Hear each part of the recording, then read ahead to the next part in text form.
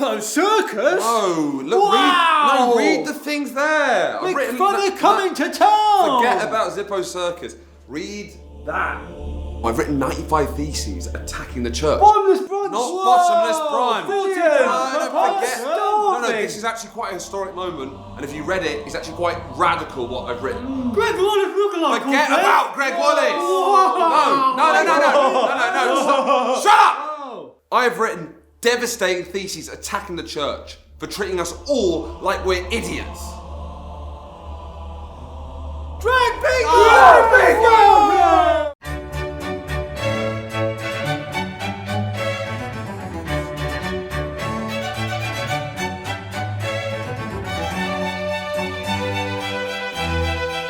Welcome back to Finn vs. History. Joining me is Horatio Gould. Hi! And today is a huge one. Big one. It's the biggest, to be honest, it's year zero for me. Yeah. Long time listener. We're talking about the Reformation. Yeah. The Protestant Reformation. And listeners of this podcast will know that I really struggle with anything before this. Right. Because this is when history begins. This is when I start to recognise human beings. Right. Well, this is people. the journey to some of the globally, some of the strangest people in the world, actually, arguably. Mm-hmm. Protestants. It's the birth of autism. Yeah, it is. I don't deny that. It's the birth of autism. What is it? Is the person who fucked the AIDS monkey? Martin Luther fucks the autism monkey and it leaps into people. Yeah. This is the autism crisis Yeah. of the 16th century. Are you double-loaded Protestant? I'm an extremist. Because I've said before. I'm half and half, but I was raised by a Protestant mother with a Catholic father. Well, you got a Catholic father? Yeah, my dad's Of course, Catholic. he's in Indonesia, he's a fucking corrupt. boys. Of course, yeah, he's a corrupt. He's selling locks of people's hair. Yeah, so I'm only half. Only halfway Well, my there. mother is Presbyterian, Right. and my father is Anglican, Right. which sounds like one of those shit New York comic jokes. My mother is I'd Presbyterian, like to see you try and my get a father laugh. is Anglicanism. Comedy seller, you're trying to get a laugh there. So when I see an 8-year-old boy, I don't know whether to put him to work or shove him up my ass. We are going to be getting into quite a lot of Christian denominational theology this fortnight. Yeah. But it's fascinating stuff, and I mean that. Yeah. Because I genuinely think 1517 onwards is, there's some cunts with some ideas, finally. Yeah. Before that, it's There's all something just... to actually get our teeth into that's not saying, and then they did this, Yeah. and then they did that. And this is the end of, Yeah. the medieval period ends with Luther. But 1517 is the year that I think everyone everyone has a year in history where they wake up Yeah. and they're like, oh, okay, this is interesting. Well, it seems to me, you doing this topic, it's like when people get set free by their autism diagnosis. You know, like Pierre Novelli got his autism diagnosis. And Yes. it felt like a lot of things made sense. Set me free. That's- Now I understand Pierre.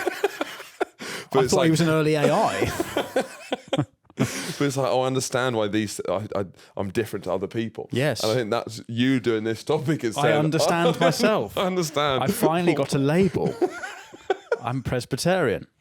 But my mother's Presbyterian, Scottish, and we will get into probably in part 3 the Which differences. is a single malt.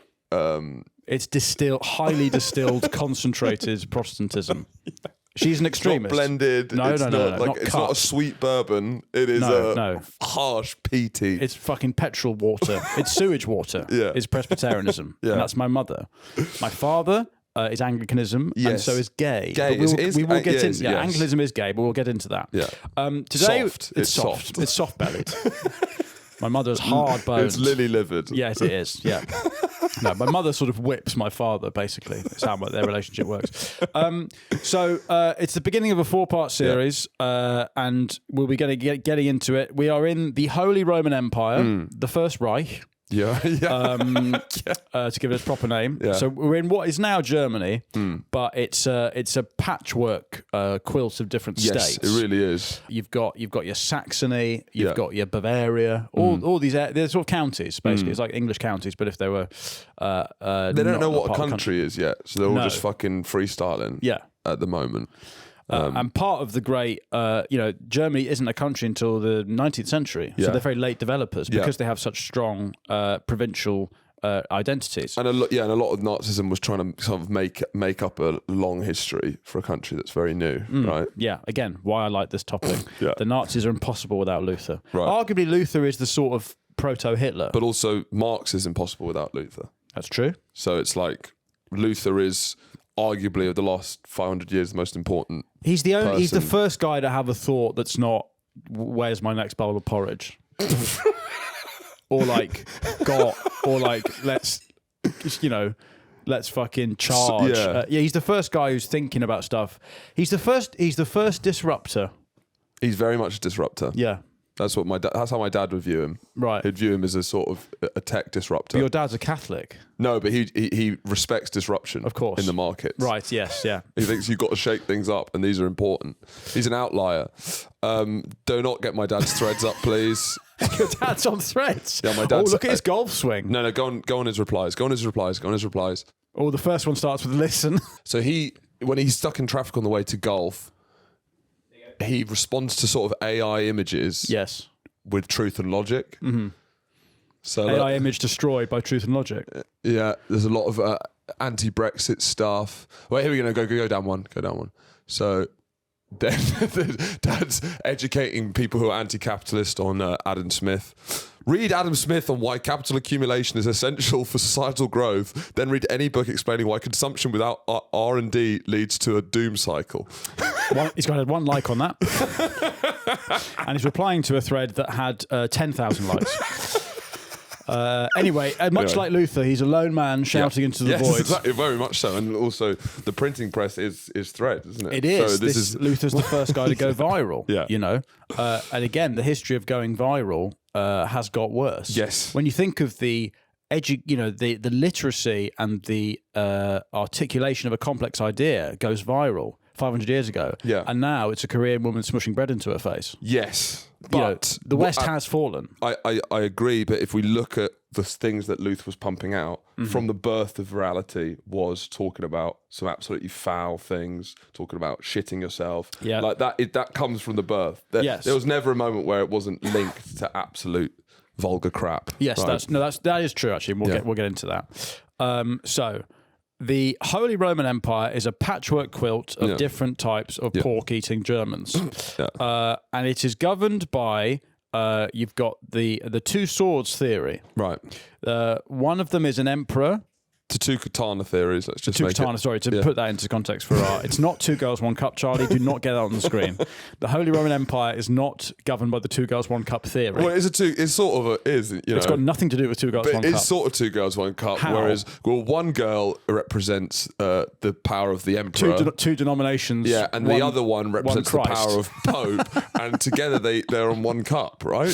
Sorry, so you're saying that it's two denominations, one Christ? Well, because the two swords theory, correct me if I'm wrong, it's about the delineation between church and state. Yes, isn't it is, and yeah. it's about the power of the Holy Roman Emperor and the power of the Pope, but they are joined together with one cup. Yeah. That they're both. They're both shitting shit out of. Well, I suppose so. Yeah. Okay. So it's the two girls, one So cup. the two theory. girls, one cup, Holy Roman Empire. And this starts. You have the Great Schism of 1054. We've covered the Great Schism. many times. Yeah, Fires it comes you up. up a lot more than I thought it would when I first heard of it. Yeah. When you know how they say that men think about the Roman Empire once a day. I'm thinking about you the think Great- about the Great Schism of 1054 multiple times. Which is the break, because remember, we'll talk a lot about the Catholic Church, but the Catholic Church doesn't exist. The Catholic Church only exists when they have to define themselves against Protestantism, or what are we? Oh, we're the pedo one. Okay, fine. Yeah. Okay, yeah. But so the Great Schism is actually just the Eastern Church and the Western Church, one led by the Latin-speaking Rome, and the other led by the patriarchs of Byzantium. Greek speakers. Greek speakers, yeah. And this is why, Greece and Russia and the sort of Eastern Europe is so different from Central Europe, is because culturally, Orthodox Christianity is much more communal. It's much less individual than Protestantism, certainly. Yeah. But also, they're much okay with mysticism, much more okay with mysticism and suffering as well. Yeah. As we've discussed in the Russian Revolution series, they love suffering. It's a bit the more meaning voodoo. of life. It Yeah. is complete voodoo nonsense. And the Catholic Church, from your point of view, the Catholic Church is voodoo nonsense. It's black magic. But then Orthodox is even further. It's unknowable. Right. Yeah. Well, I still never quite understood the link between Greek Orthodox and Russian Orthodox, how they're both part of similar churches, even though culturally they're so different. The Greek and the Russians, Yes. they don't have any link to me. They're as far away as possible. Well, the Russians actively seek out pain And love it, and the Greeks Greeks actively avoid anything. So it doesn't really make sense to me No. that it's the same church. Do you know what I mean? Yeah, I suppose so. But it's the same psychology, I think. Why? Well, it's not European, Right. is it? Yeah, it's fine. not Central European. Distinguished. And we'll get into, listen, a big thing that I'm interested in is the sort of psychological architecture that is left in a culture after the theology is gone, which is why I, as you said... Germany, 1945. Yeah. Why you're saying... But by the way, if 1517 is when I wake up, Germany 1945 is when I go to sleep again. For me, that's history. Right. 1517, Luther to Hitler. History. The Great Schism of 1054, creates Latin Christendom and then the voodoo Orthodox nonsense, where the priests all dress like soda streams. Now, the Catholic Church in the Middle Ages sort of operates on this spiritual economy. Yes. Whereby industrial complex. Whereby the ordinary sort of shit-eating peasants, Yes. with their shit hair and their porridge, Yeah. they have to actively pay the Catholic Church in order. It's a Patreon system. It is a patron system, but let's not follow that thread. Which of our patrons will be the Luther? Shit-eating peasants. The shit-eating. Which patron will rise up and go, hang on. Why are you playing indulgences? Why are you paying £3 of indulgences to these corrupt pedos? It's a fair point, actually. Yeah. But so the Catholic Church in the Middle Ages operates on this spiritual economy where, people have to basically, it's a pyramid scheme. People have to pay in order to save themselves later. Yes. So this idea of purgatory, right? Yeah. Which is The waiting room, right? The waiting room before heaven or hell. Yeah. And you can buy things in real life in order to minimize your time spent in the waiting room. Yes. So they have these things called indulgences. Which is basically, and the people who choose indulgences are the clergy or the bishops or the priests, right? Yeah. So they get to choose what each indulgence, how much time it gets you off. Yeah. And because they've been imbued with the power of God, they can say like, well, if you buy this toenail clipping that I believe is from Jesus' friend's toenails, that's probably, you maybe get 5 years off hell. Yeah. Like they're just spitballing it basically. Oh, it's complete bollocks. And I actually, this is some of the maddest indulgences the Catholic Church were selling, or relics rather. I mean, a relic is something that you'd buy or you'd pay to see, and that would give off time. The Holy Foreskin, right? There were 14 different churches in Europe that claimed to have Jesus' foreskin. Right. It was said to have You know how everyone says that at the Sex Pistols gig, even though there was that famous Sex Pistols gig that only 15 people were at. Yeah. And like 100 people said It's they like- were there. yeah. But everyone's like, we've all got. We've all got the Jesus' foreskin. 14. Yeah. Well, he could have. Well, I guess that's the son of Jesus, God. Jesus and the disciples, and then some other cunts. Yeah. The Virgin Mary's milk, numerous vials of petrified liquid breast milk. Yeah. In reality, these were usually just white chalk or lime mixed with water. Hay from the manger, just bits of straw. It's kind of awesome. it is awesome, but it does also. It explains the Italian mindset as well. How do you mean? Expect the mafia, the corruption. Oh, I see. Right. This sort of like right. Yeah.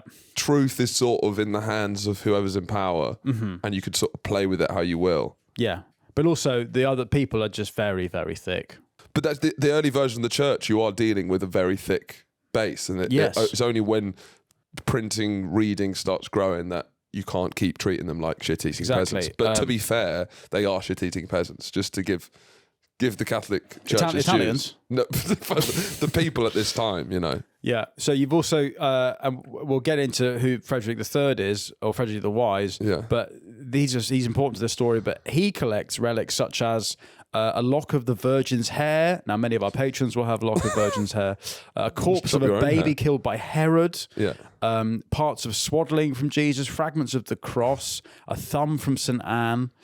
He's got milk from the Virgin Mary as well, apparently. But that industry is still here today. If you go to the Vatican, there are effigies of the Pope's face on sweets and stuff. Fridge magnets. There's fridge magnets. It's like it's tacky. It's an American candy store in central London. Yeah. You know, and all the London tourist stuff. Yes, money laundering. Yeah. I mean, it is money laundering. Yeah, and it's still there today. It's still, You know, indulgences are still a thing. Yeah. They don't take money for them. Yeah. But, yeah. So, as we said before, essentially the Catholic Church is selling Jesus' farts in a jar. Yeah. And people are buying them. His and bathwater. huffing them. And then they're getting into, well, supposedly they're getting into purgatory, less time in purgatory. You also have, now, I don't understand a lot of the Catholic practices. Because did you not take any voodoo. bread and wine? No, I'm doing the Poznan when I go up to receive. I've been to a Catholic funeral. What is it, Paul Golding? I'm Man? Paul Golding Sadiq Khan got Sadiq. elected. When I go up to the altar at a Catholic funeral, I go, no, thank you. Yeah. And I Poznan. No, I have gone to a Catholic funeral, and I did. For you, it probably looks like a Ghanaian funeral. That's probably Yeah, it was crazy. Yeah, it was absolutely crazy. It was mad. The colour, the noise. So I went to a high church Anglican school, which is it's a branch of Anglicanism, which is basically Catholic, but they don't like the Pope. Or they get away as much as they can possibly. Yeah. It's all in English, it's all of that, but all the dressings. Yeah. So we did bread and wine, but we just view it as symbolic, and that's a huge deal. And this is crazy how Which is a mad fucking thing for it to be a huge- pedantic yeah. this whole rupture is. Yeah. Is the bread and wine figurative, or is it actually Jesus' body and blood? Figurative. Yeah. And that's the whole split, really. But what do you mean? Like, Yeah, because well- I think that when they consecrate it, it becomes his body. It's But bollocks. it's crazy. Bollocks. But even in what they're trying to say, it's metaphorical. How could it possibly? But you are viewing it through a Protestant mindset. Yeah. You know, because this is the first time a magician was called out for being a nonce.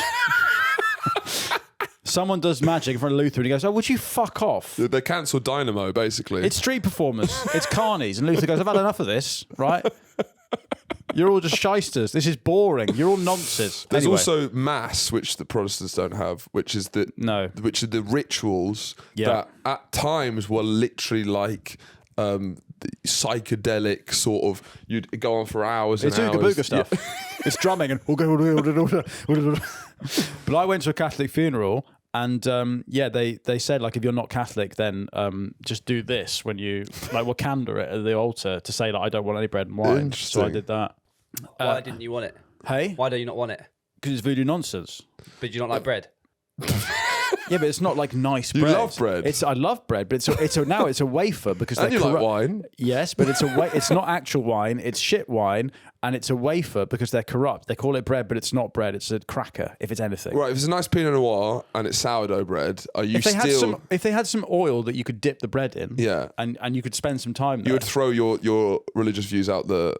I don't have religious views. You have cultural I views. have cultural prejudices.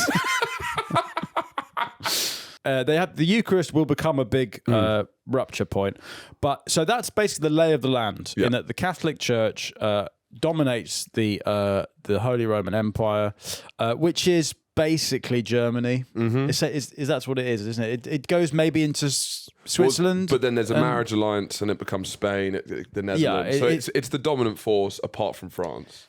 Yes, and what I will say is that at the end of the Reformation, which you could probably say is 1648, we won't go that far in the series. That is the beginning of the modern nation state, really. So it's just before all that gets going.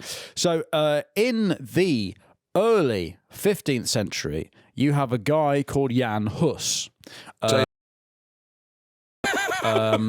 It's not J Hus. I don't know who J Hus is. He's a rapper. He's a rapper. He's good. Okay. He's very good. What is he saying? Big batty gal, good evening. Yeah, let's- I let- can see a chicken needs seasoning. Right. I like posted on the block like a low life. I like my Fanta with no ice. She said my lifestyle is no nice, but my Woody's so good it make her blow twice. So Jan Hus is the anglicised version of his name is John Goose. Yeah, which is I like. has a different vibe to it. Yeah, it's not as impressive. Hello, I'm John Goose. Yeah. Now, John Goose is essentially Luther 100 years before. Yeah. And he's operating in Bohemia, what's now the Czech Republic, where Yeah. the conditions are not as favourable to someone saying this stuff. Right. Why? Well, the Holy Roman Empire has loads of devolved power. Yes. And part of the thing Luther weaponizes is that all the princes in the provinces want less overreach from Rome. Yeah. So they're actually very happy. I mean, it is very EU similarities. EU-SSR. Yeah. Yeah, it is. It's bloody Brussels. Yeah. Except it's not Brussels, it's the Vatican. But Yeah. in my head, those are both paedophiles. Belgium, Yeah. Vatican, Yeah. you know. Anyway, so Hus, he basically, I think he pretty much says exactly what Luther goes on to say. He's like, the Bible's the main thing. All you're doing is you're basically exploiting thick people by saying that you understand the Bible and they can't read it, and then you're becoming corrupt. And also, Where are all the big batty gals? where are all the big batty gals? And this chicken needs seasoning. And he also, I think he calls out the blood and the wine, the bread and the wine. So what the fuck is this? He says that's not. No, I think he says, "Can I have some?" Because I think just the priests eat it. Yeah. And then the clergy just like, what are you doing over there? Yeah. Can I have some of that? And they go, no. And again, it's anyway. So Huss preaches against it, and he gets followers that are called Hussites or Gooses, I guess. Yeah. And he gets excommunicated because there's another schism, the Western Schism, which is the Council of Constance. It's ended by the Council of Constance. So they call Huss to this council, and they say you're going to have safe passage, Right. Because he's been mouthing off, and so he thinks he's going to get killed. But the Catholics say, "Oh, you can have safe passage." Then he goes, "Okay, fine." And then he gets there, and then they're like, "Yeah, no, you're a heretic. We're going to burn you." Gets And he's- cancelled. Yeah, the ultimate cancel culture. John Goose gets burned. Yeah. And he goes, "Well, I thought I had safe passage," and they're like, "Yeah, you have safe passage here, but now you're here. We're going to burn you." Is the sort of Idi Amin talk about freedom of speech? I'm sorry that you took offence. Yeah.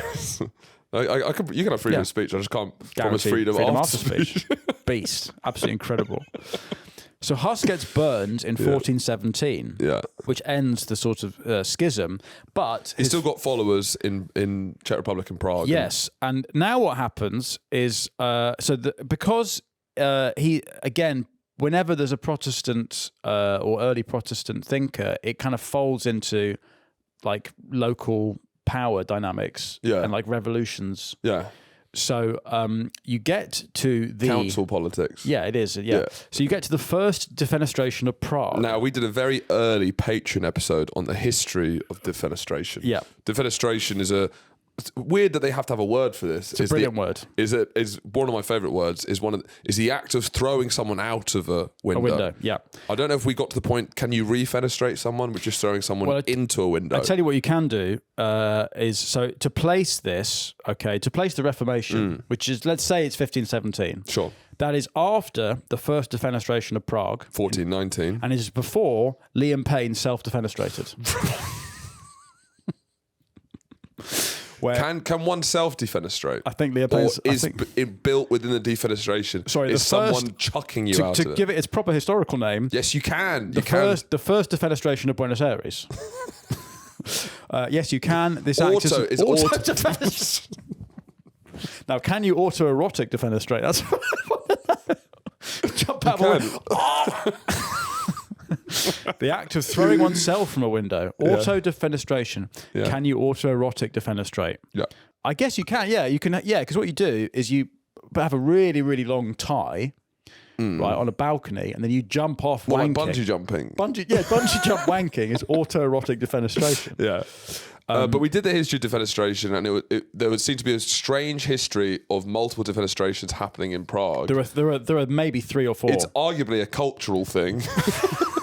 Yes, it is. But it's all linked to early Protestantism, really. I think the 30 Years' War, which is the biggest war in Europe until World War II, that we don't know anything about, begins with the third defenestration of Prague. Yeah. I think maybe the Czechs need to stop building stairs. Yeah. I think they've got an issue there. But it's a great story because it is something quite satisfying if you don't like council. Fuck members. off. There is something thrilling about chucking a local you know council what it is? leader. It's very Protestant. Fuck off. Oh, fuck out the window. Fuck off. Bin. It's a very Protestant move. Oh, fuck off. Oh, get out and fuck off. No, I don't agree with you. Fuck off. It's a very Protestant thing, okay?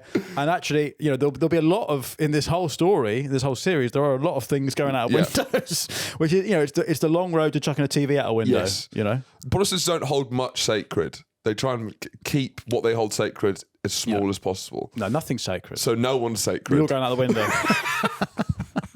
Right, in the bin. Fuck off. You're going. I don't agree with you. Get out. Yeah. You know. Protestant footballing, is very similar. Sam Allardyce. Yeah, Sam. There's no beauty in it.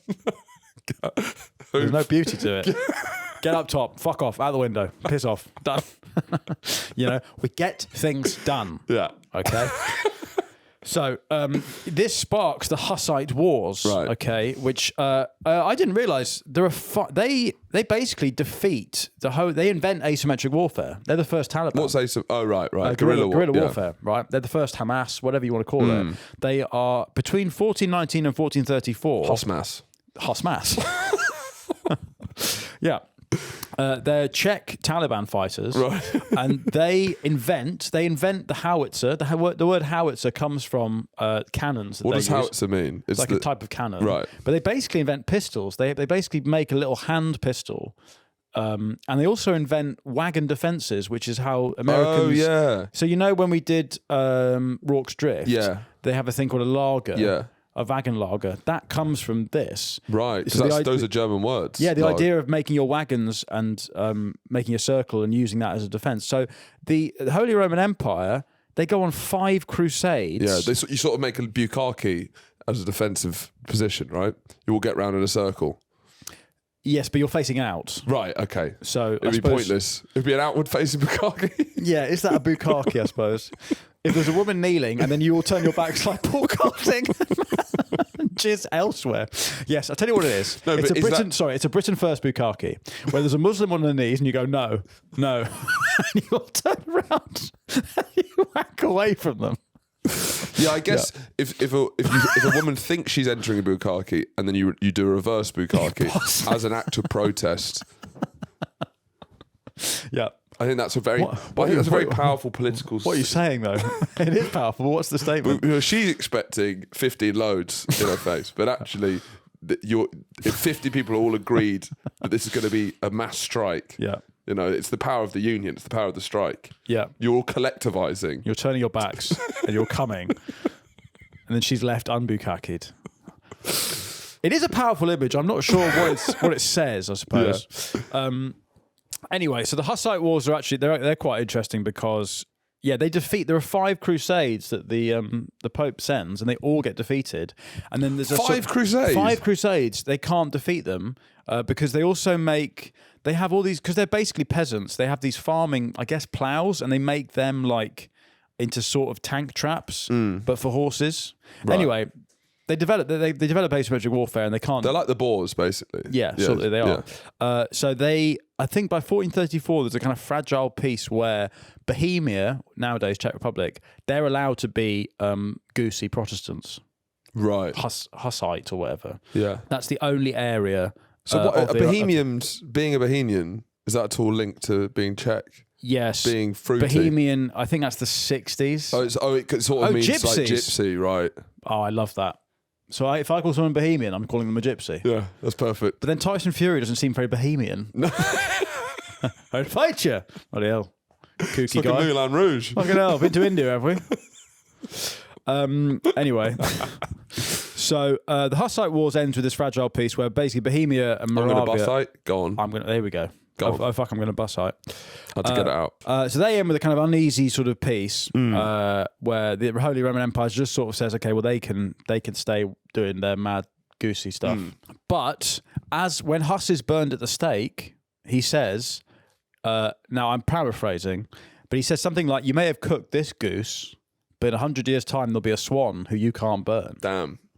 Now that, to me, is quite Catholic and poetic. So you don't like that? I don't like that. Because you don't like subtext? No. Text. If you mean it, write it. In 100 years, there's going to be a guy who's going to do it and you won't be able to burn him. All right. Great. I'll look out for him. Thank you. Thanks, John. I understand what you said. You're not a goose. Because you're like, what, a swan? But what's a swan going to do politically? How's a swan got the grip of theology that you have? What's the actual quote? You are now going to burn a goose, but in a century you will have a swan which you can neither roast nor boil. Yeah. So Huss basically has a prophecy that Luther's going to arrive. And it is almost... Fuck, it is... Is it exactly 100 years? Because he's burned in 1417 and Luther nails the thesis in 1517. Bollocks, let's be real. Well, it's Protestantism, so we've got to give it Yeah, its due. that's- It's fact-based. Yeah. It's not voodoo nonsense. Right. So we should also, before we get to Luther, talk about the printing press, Right. because that's central to this story. Yeah.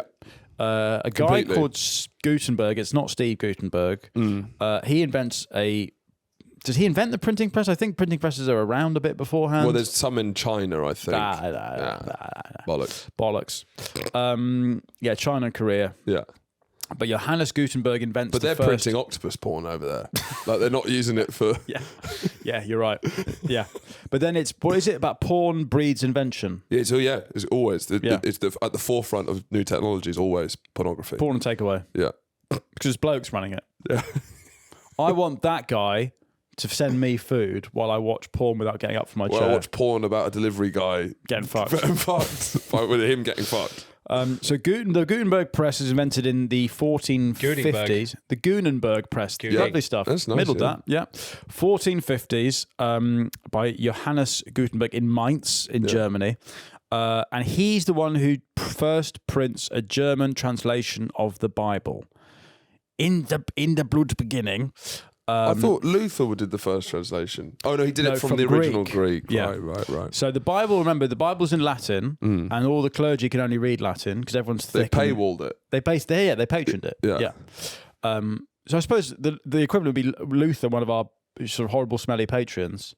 He stands up and says, "Well, hang on, all these episodes that are archived should be for everyone."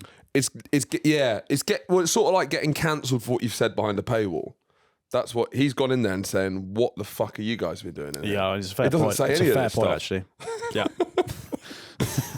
As we will eventually, someone will be like, it'll fall into the wrong hands, and they'll look through the Patreon episodes and we're be cooked. like, "How have you got away I'm with it?" absolutely cooked. Yeah, it's all there. If you're looking for it, guys, it's all there. It's all there. We're all finished. The Gutenberg press.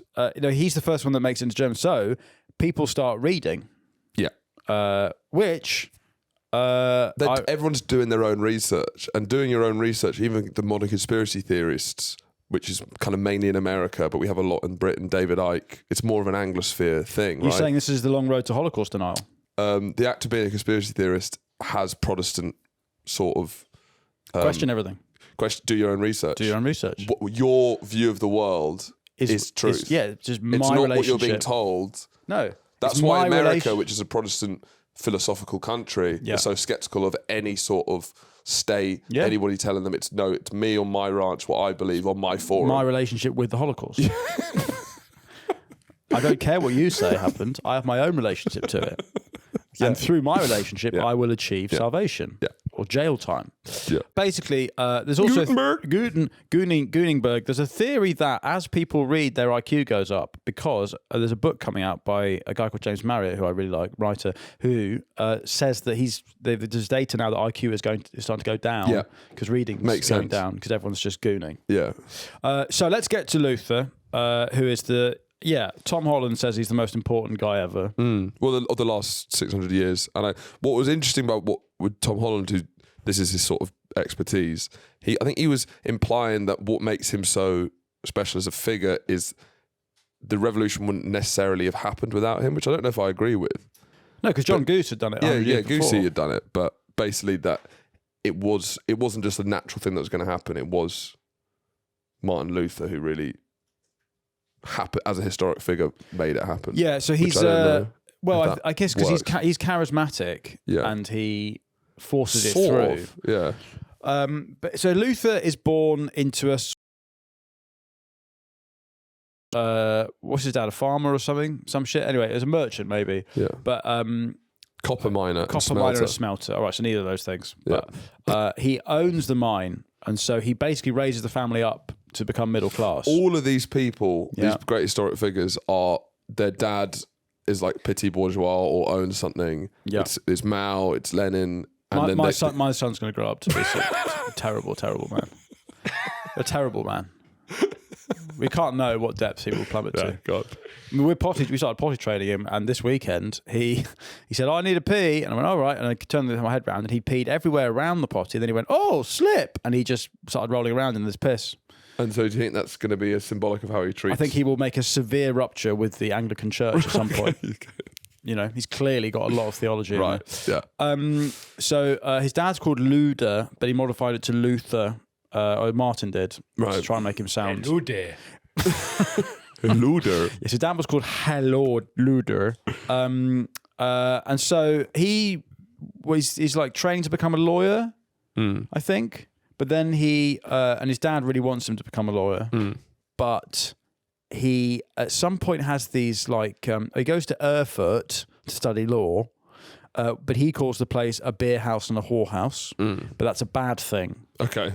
Yeah, that's not a positive So this thing. place is fucking great. Yeah. But in 1507, he abandons law and gets ordained as a priest. Now, there are 3 stories as to why he does this. So, his friend, Hieronymus Bunce. This is amazing. Hieronymus is an awesome name. Hieronymus Bunce, yeah. We need to bring Hieronymus back. I think it'd be very funny for you to call your son Hieronymus. Just to kind of... So Outflank yourself. Yeah. I might go back to John's because my whole family's been John, Horatio, John. Yeah, but that's narcissistic to do Yeah, that. I think I need it's to keep funnier going. To actually... Keep going, Hieronymus. Because what's Gould. Hieronymus' son going to be called? So he dies, and then so he gets really sad and then starts to commit his life to the church. Then he also has an accident with a sword and severs an artery in his leg. And while he's bleeding out, he's going, "Oh, Mary, help!" And then he reaches a doctor, but it bursts open again. And so he calls on the Virgin Mary to save him. And then he does survive. I guess this is a time where, you know... It's a very superstitious time. Yeah, so if you say something out loud and it happens, then you're like, oh, right. Yeah. But then the famous one is that he gets caught in a storm in 1505, and he's scared because... I mean, this is something that a lot of people have done. I think we've all, you know, if you're scared, you briefly become religious and was say, that I promise. Was that great Patrice O'Neill bit about how he's only religious on a plane? Yeah.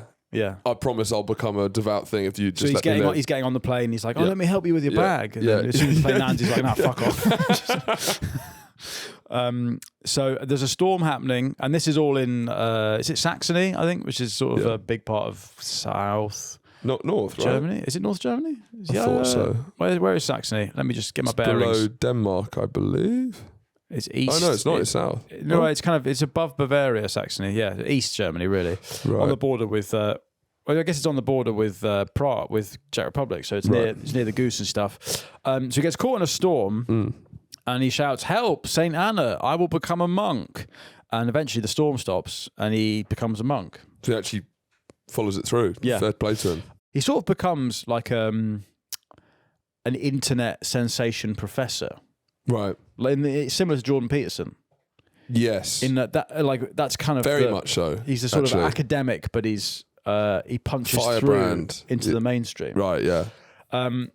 So we need to talk about a guy called Frederick the Wise, who's the Prince of Saxony, and he builds a university in Wittenberg in Saxony. Is that the university that Hamlet went to?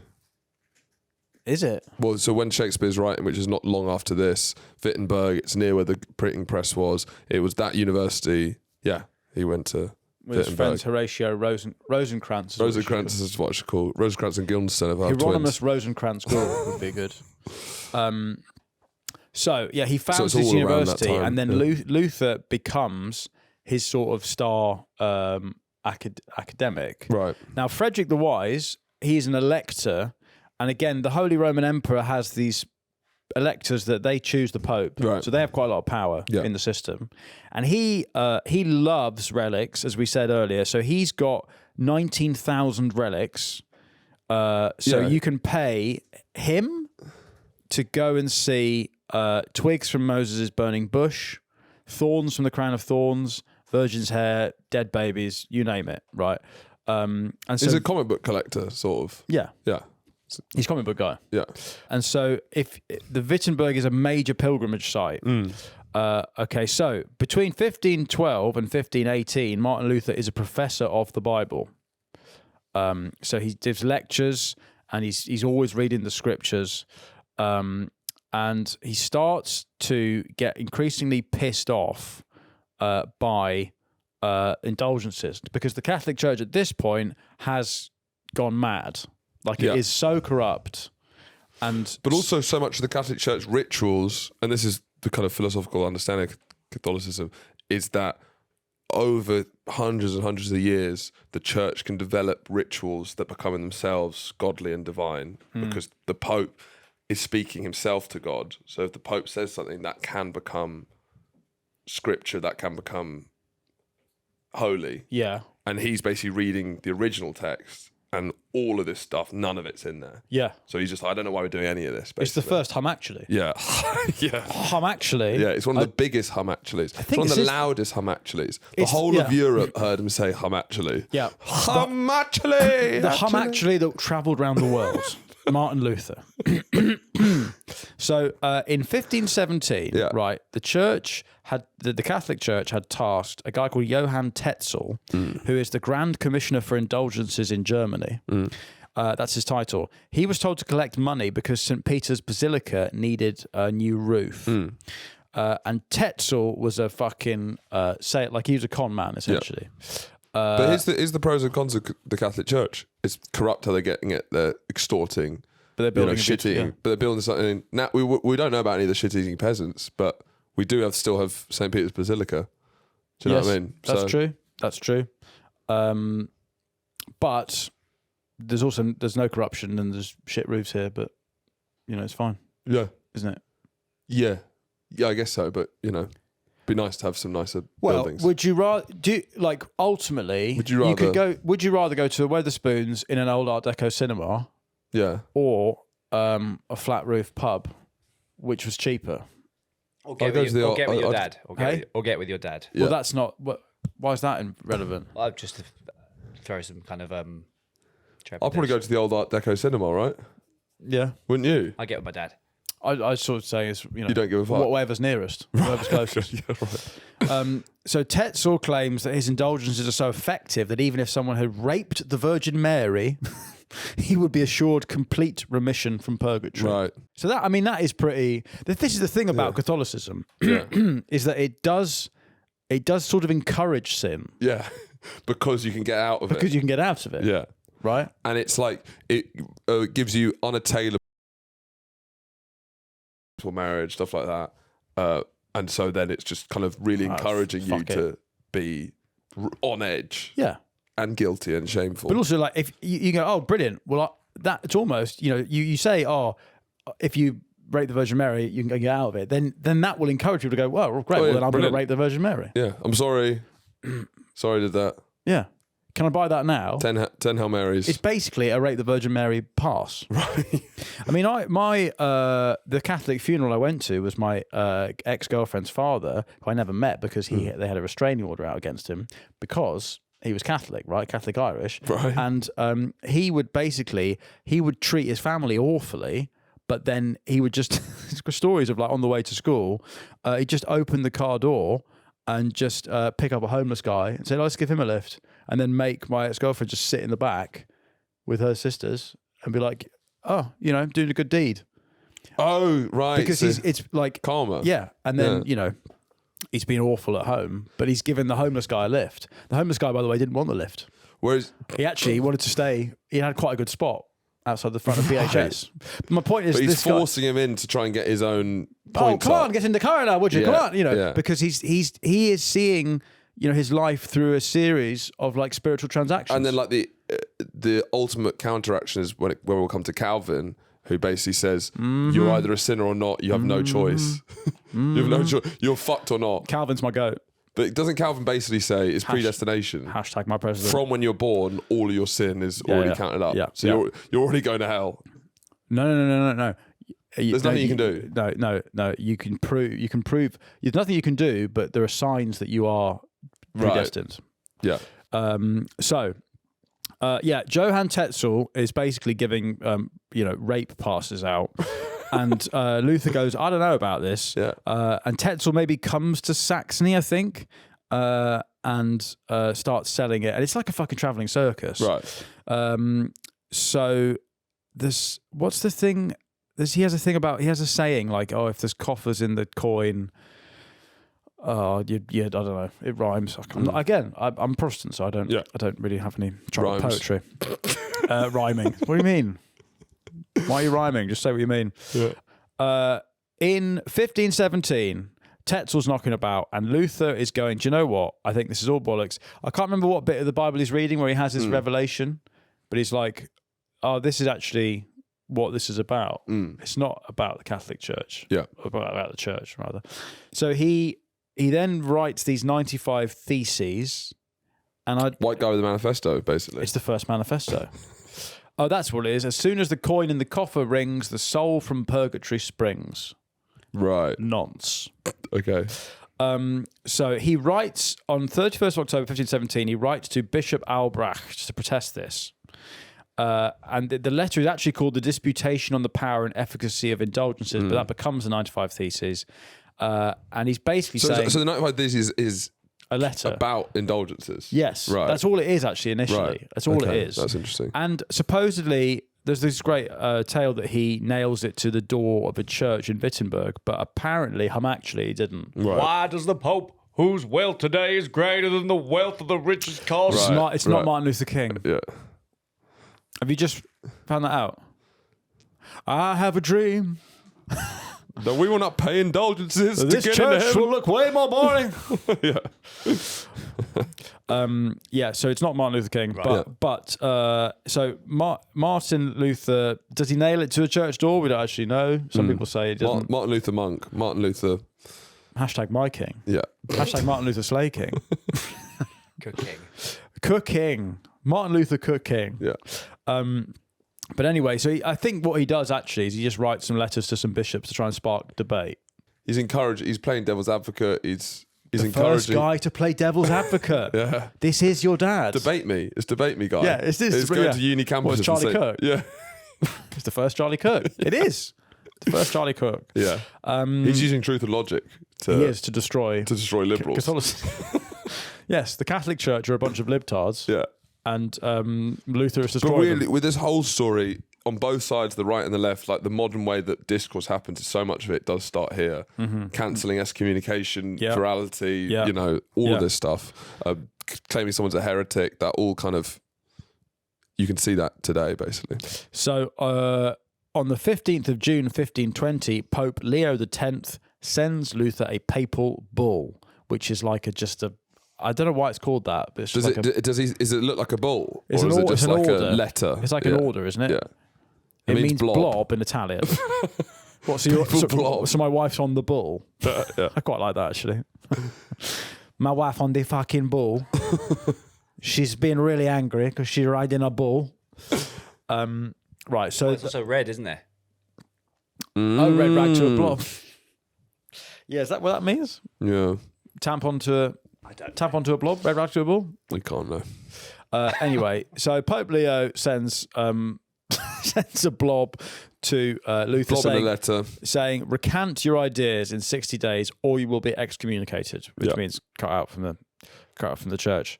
And Luther, we haven't really talked about Luther's personality, but maybe we'll do that in the next episode. Yeah, But he's, we'll do that properly in the next episode. But it's interesting, Martin Luther. He's such an important figure, but I don't think that he's known that much with people. Like people I don't didn't realise how poo he is. Yeah, he's like Gandhi. Isn't he? He's so obsessed with It's shit. another revolution done from the toilet. Yeah, it is. Yeah.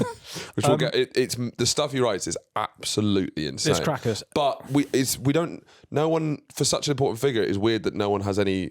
The average person wouldn't have like an understanding of what's in the stereotypes. They know nailing to the door, maybe. Yeah. But there's nothing about his personality that has But travelled through. everyone, certainly where we are, is a descendant Yeah. of his actions psychologically. Yeah. More Calvin than Luther, but we'll get Right. into that. But so Luther gets the papal bull and he sets fire to it publicly because he's Right. a showman. Tampon.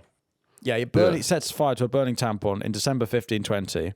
And then in 21, in January, Pope Leo X excommunicates him proper and his work is banned. And so he gets ordered to attend the Diet of Worms. And a diet means a meeting. Yes, 'Cause it's and a weird- Worms is a place. Yeah. The diet of worms. Yeah.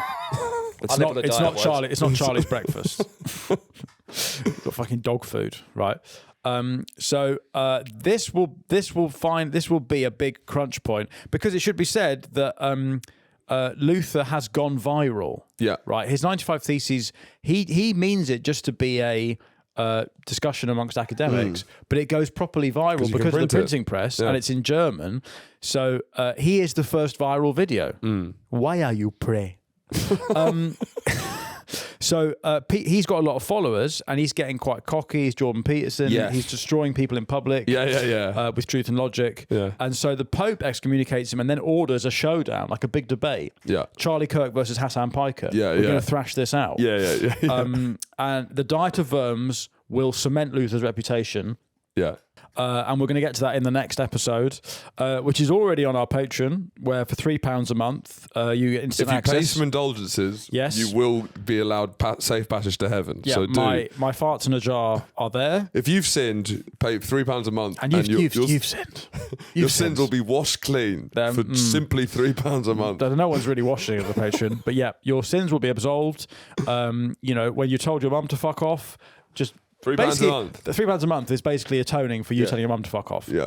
So that's on the Patreon, along with the entirety of this 4-part series, and our bonus episodes this fortnight. We'll be releasing our live show on the JFK assassination, recorded at the Hackney Empire.